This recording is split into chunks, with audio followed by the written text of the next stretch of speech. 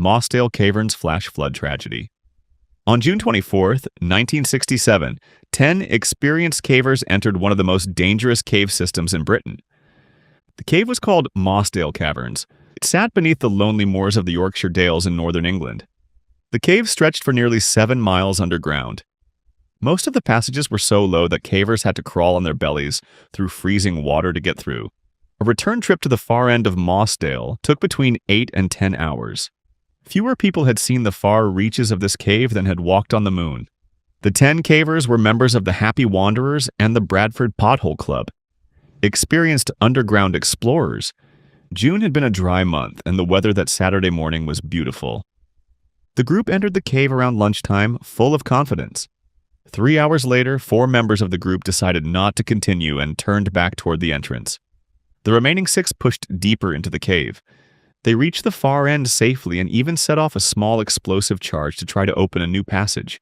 Nobody knows what happened to them after that. While the 6 cavers were deep inside the mountain, the weather above ground changed without warning. A violent thunderstorm struck the moors.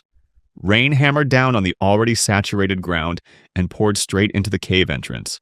One of the 4 who had left early, a woman named Morag Forbes, went back to check the cave entrance at 9 p.m. What she found made her blood run cold.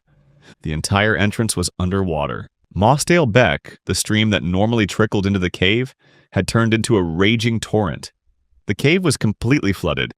Morag ran 2.5 miles across the dark moorland to the nearest farm and had the farmer call the police.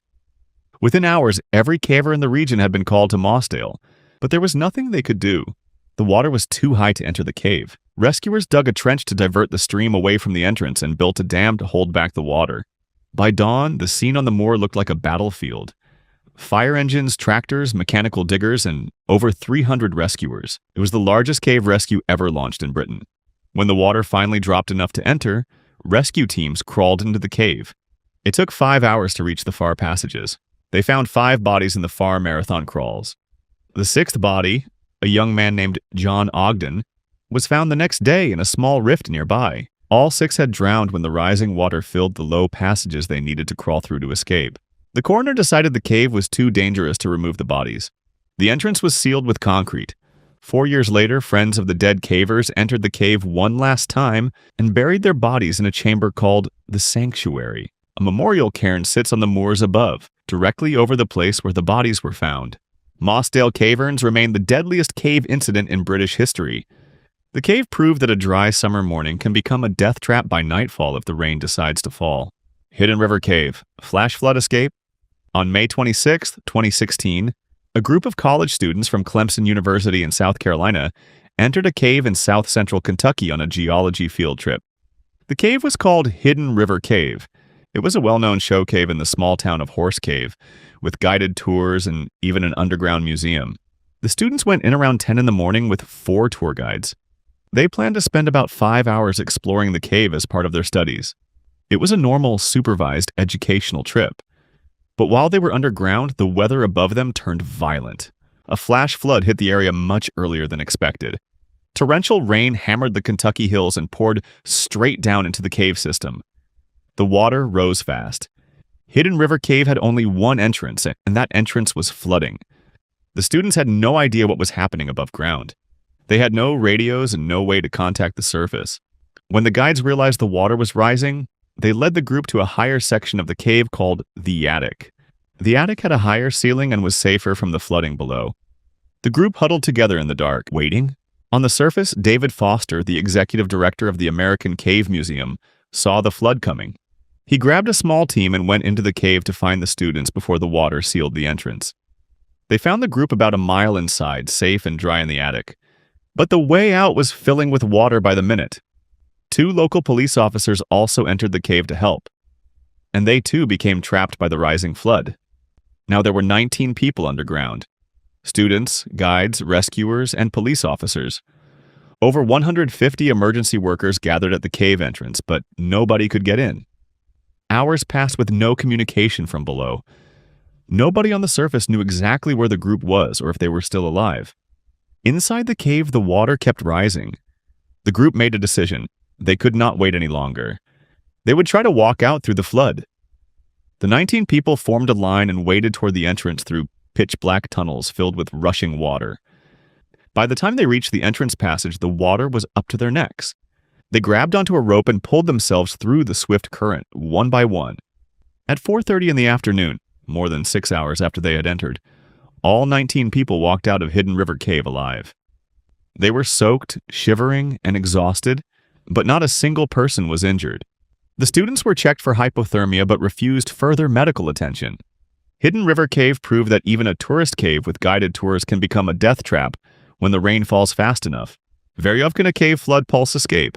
In September 2018, a team of elite Russian cavers and 2 British photographers descended into the deepest known cave on Earth. The cave was called Veryovkina. It plunged 2,212 meters below the surface of the mountains in Abkhazia, a remote territory in the Caucasus region.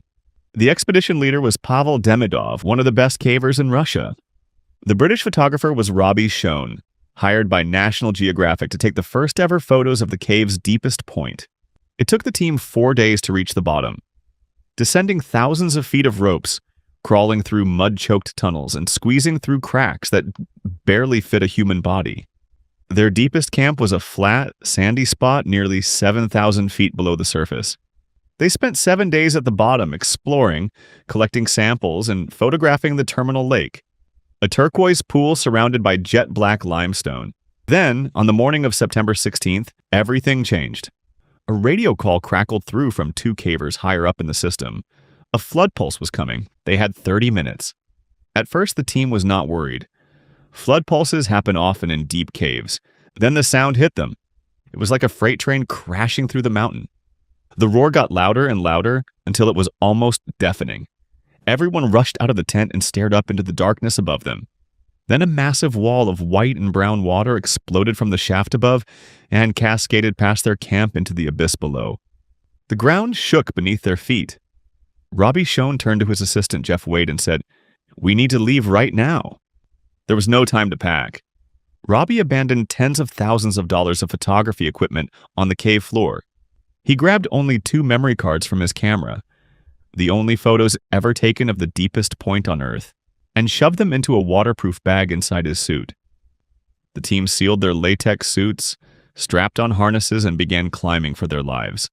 They crawled along a narrow ledge above rising water, then scaled a 20-meter cliff face with waterfalls hammering down on them from above. When they reached a camp at 1,900 meters deep, they could go no further.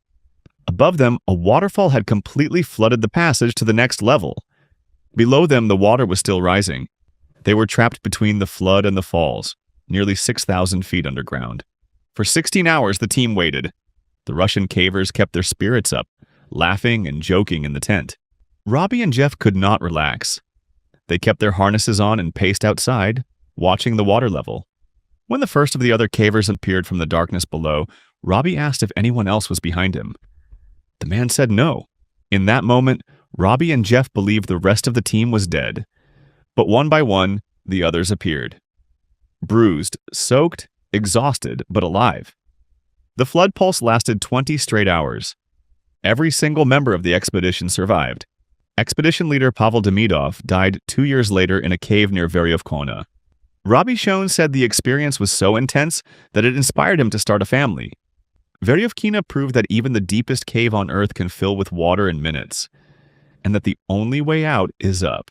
Alpazat Cave, British Soldiers Flood Rescue. On March 17, 2004, 6 British soldiers and their civilian guide entered a cave system in the mountains of central Mexico. The cave was called Cueva Alpazat.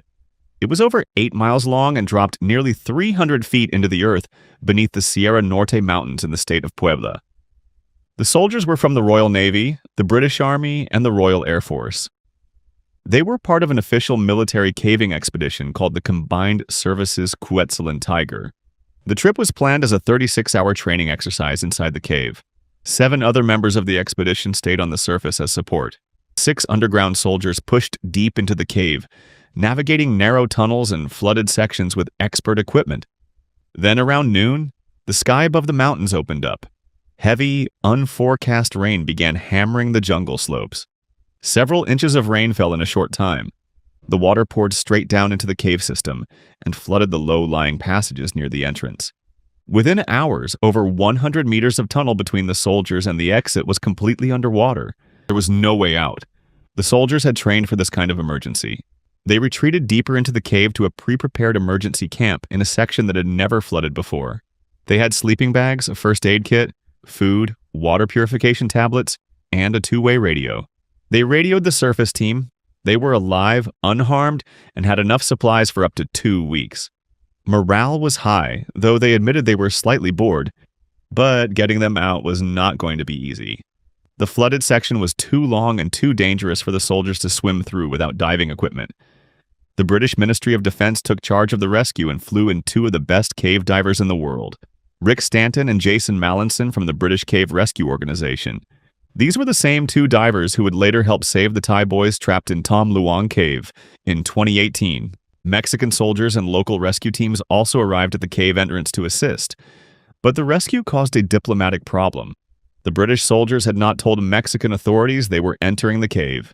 The Mexican government was furious. Local officials said the lack of advance notice made the rescue much harder than it needed to be. Rumors spread that the British soldiers were secretly surveying the cave for uranium deposits, though the British government denied this. After 8 days underground, Rick Stanton and Jason Mallinson dived through the flooded tunnels and reached the trapped soldiers. They brought diving equipment and guided each soldier one by one through the submerged passage to the exit. All 6 soldiers emerged from the cave on March 25, 2004, healthy and calm after more than a week underground.